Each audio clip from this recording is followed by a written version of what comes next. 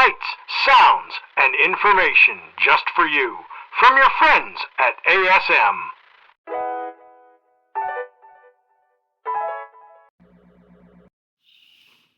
Well.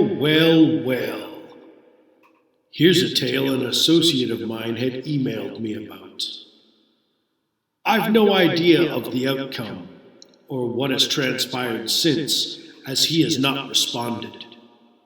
As always, I hope for the best in the often dangerous world of the paranormal.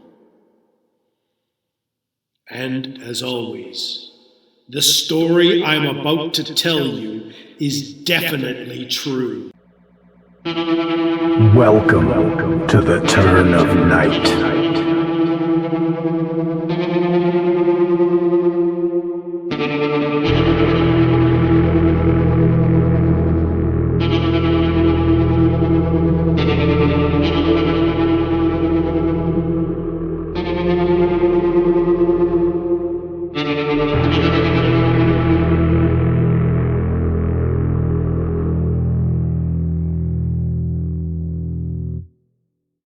The TV set was a leftover from the late 70s.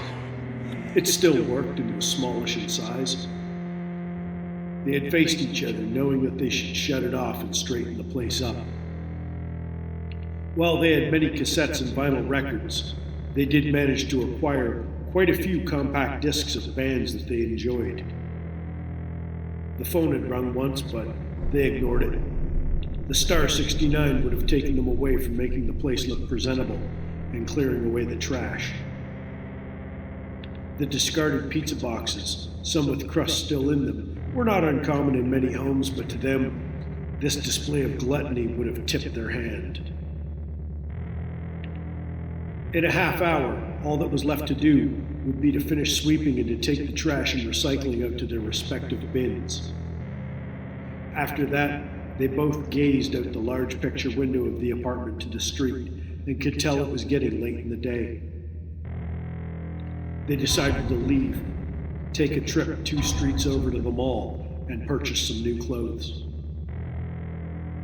For a late summer afternoon, it was busy.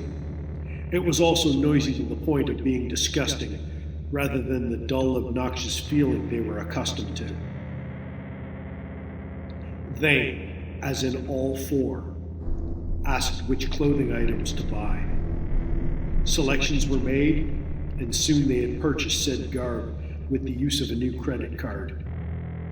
No name on it, no repercussions, and the machine was duped by this simple piece of plastic.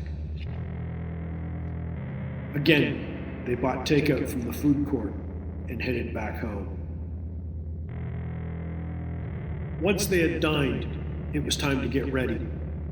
They each showered and went to their own rooms to dress in the new apparel they had got earlier. When they were ready, they walked into the living room, turned the light on for effect, and admired the sleek black outfits they had purchased. All 4 were pleased and picked up their telephone to take turns inviting guests over. The sun had set by the time the first group came over, a lively trio, and were soon joined by 2 other couples.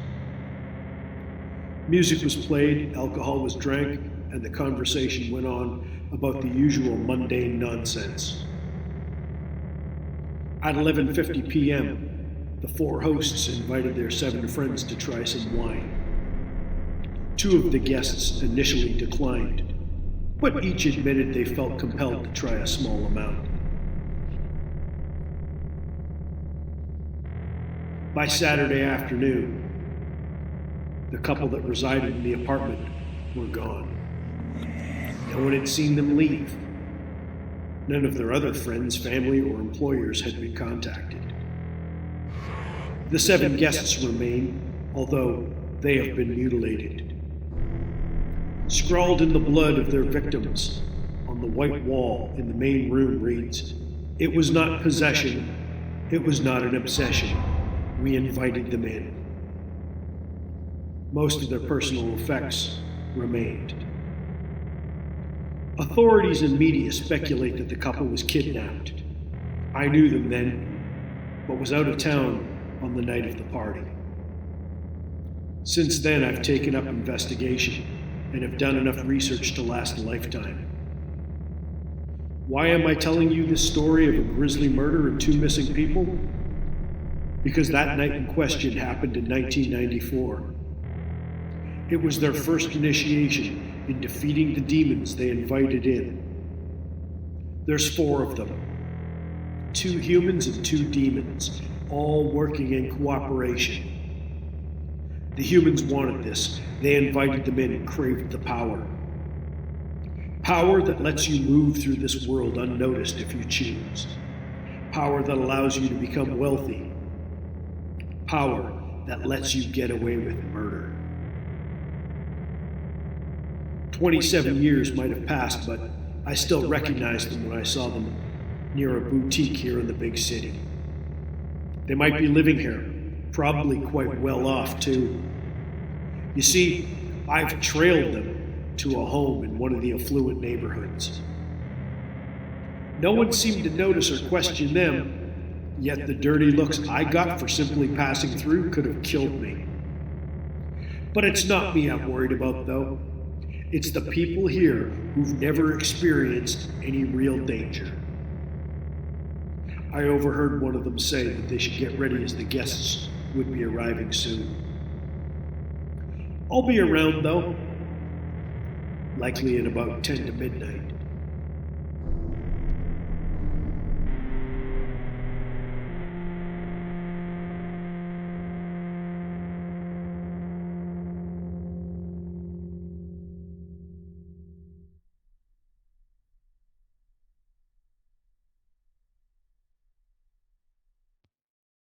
The lights are on as the evening shadows are creeping in. Hopefully, you won't get caught in the turn of night.